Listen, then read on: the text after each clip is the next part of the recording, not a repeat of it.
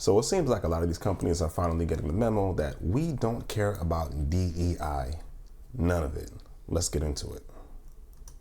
Tonight, Walmart joining a growing list of companies rolling back diversity, equity, and inclusion initiatives amid growing pressure from conservative activists. I am very proud to report to you guys that Walmart has decided on making some changes. The largest retailer in the world confirming it will curb racial equity training for employees, no longer consider suppliers' race or gender to boost diversity, stop selling LGBTQ-themed items online that are marketed to children, including chest binders for youth going through a gender change. You know, the fact that they were selling that stuff online is absolutely wild to me. I didn't even know they was selling stuff. And the fact that they're marketing it to children, man, these companies should have completely went out of business for that crap, because that is outrageously unacceptable. Marketing LGBT crap to children who have no idea what LGBT is and should have no idea what it is. The only reason that they know this stuff is because they see what's going on TV, they see the advertisements, or they're learning it from their parents, honestly. But it's good to see that at least the big companies are finally getting rid of this stuff, probably because their stocks have been taking a hit. You know, we've already had companies that had to be made example of, including Nike, Target, Anheuser-Busch. They all finally got the memo after their stocks tanked. But what was really crazy to me was when Nike put Dylan Mulvaney in a bra trying to advertise it to women. That was like crossed the line right there for me. And in funding for its Racial Equity Center, a 5-year philanthropic effort launched after the police killing of George Floyd in 2020. Don't shoot! Which sparked nationwide protests and a racial justice reckoning. Walmart, which employs roughly 1.6 million workers in the U.S., also ended its participation in the Human Rights Campaign's Corporate Equality Index, following the same move by Ford, Harley-Davidson, Lowe's, and Molson Coors. We will not stop until we have eliminated wokeness in corporate America. The public push for change at Walmart spearheaded by Robbie Starbuck, a former music video director turned conservative activist who leads what he calls an effort to eliminate wokeness. I think this is a tremendous victory. Many have tried to get companies at this scale to change corporate policy, and it's ultimately a very, very difficult effort. What do you think the implications of this are?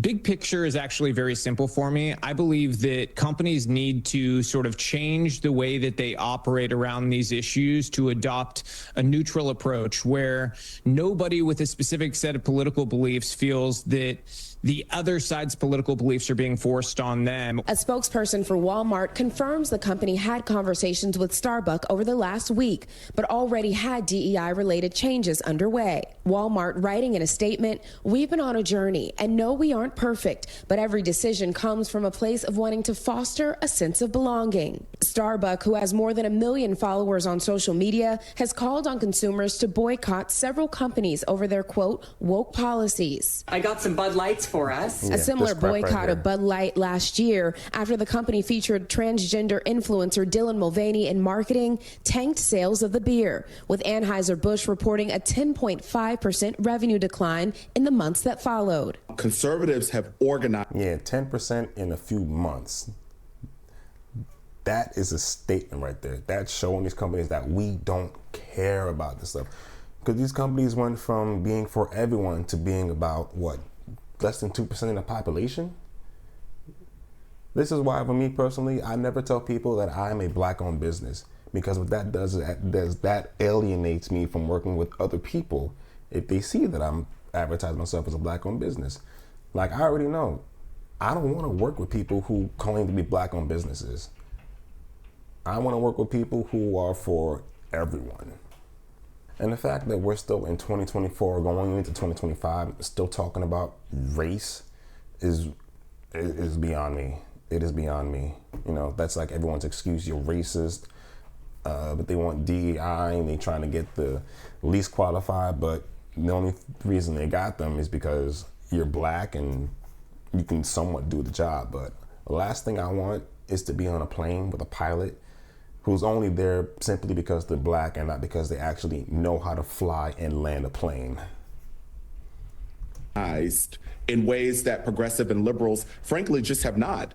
They have organized in ways to attack DEI and to spread misinformation and disinformation about what DEI is and aims to do. Sean Harper, a professor of business who has worked with hundreds of companies, says DEI initiatives are meant to be inclusive, not divisive. He says the undoing of those efforts shows some corporations failed to prioritize diversity in a meaningful way.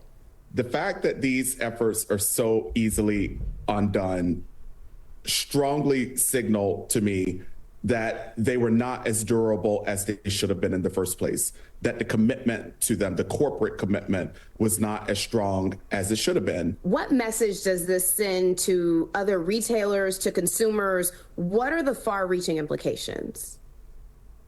When companies abandon their commitment to DEI, especially a company as big as Walmart, it gives others permission to do so.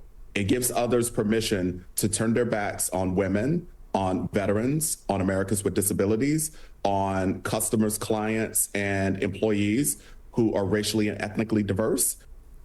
All right, Priscilla. Yo, that guy is reaching. He is reaching. He knows damn well they're getting rid of this stuff because everyone's tired of the LGBTQ community bullshit. We're all tired of it. And there should be no diversity, equity, and inclusion in business. It just shouldn't be, right? Business is about making money and making a profit and selling a good product to your buyers. It's not about diversity, equity, and inclusion. No one cares.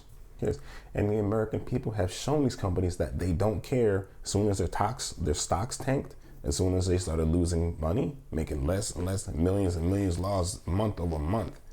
We can show these companies what we value with what we buy, what we pay for.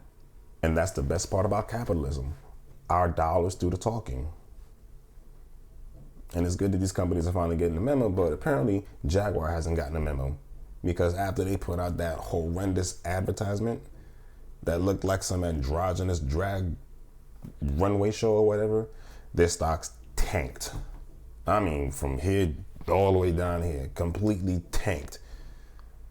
So some people haven't gotten it yet, but I'm glad that these big companies, Target, Walmart, Ford, I didn't even know they were even part of the diversity, equity, and inclusion crap.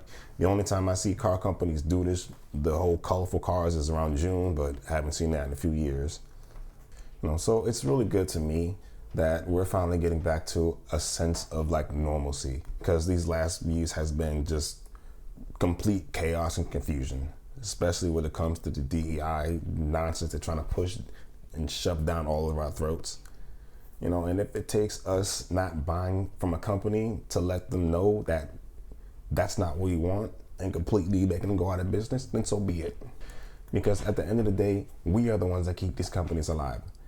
And if we don't agree with what they're doing, we can show that through our dollars and let them crash and burn on their own. But let me know what you guys think in the comment section. Make sure you hit the like button, subscribe to the channel. See y'all next time.